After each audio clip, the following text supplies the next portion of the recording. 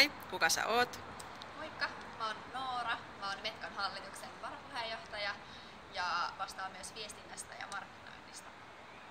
Ja opiskelen nyt 3. vuotta digitaalista viestintää. Mitä kaikkea sä oot päässyt tekemään Metkassa?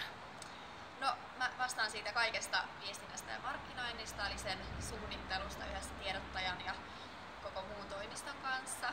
Päässyt paljon tekemään sosiaalista mediaa, Metka on Snapchatissa ja Instassa ja Twitterissä ja Facebookissa ja sen lisäksi kirjoittaa blogia ja tekee pöytäkolmioita ja ihan kaikkea, millä Metka näkyy paremmin opiskelijoille.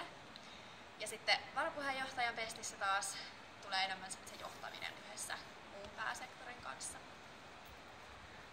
Millaista tää kaikki on ollut sun mielestä? On ollut ihan tosi antoisa vuosi.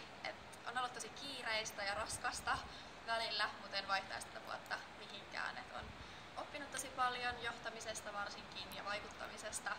Ja sen lisäksi tutustunut oikeasti tosi paljon mahtaviin ihmisiin ympäri koko Suomen. Kenen sun mielestä pitäisi hakea tätä sun paikkaa ensi vuodelle? No, varapuheenjohtajan pestiin kannattaa hakea, jos johtaminen tulee luonnostaan eikä pelkää ottaa vastuuta. Ja sitten taas viestintä- ja markkinointivastaavan kannattaa olla sellainen tyyppi, joka ehkä muutenkin on vähän semmoinen some-eläin, niin kuin minä, että käyttää paljon somea ja on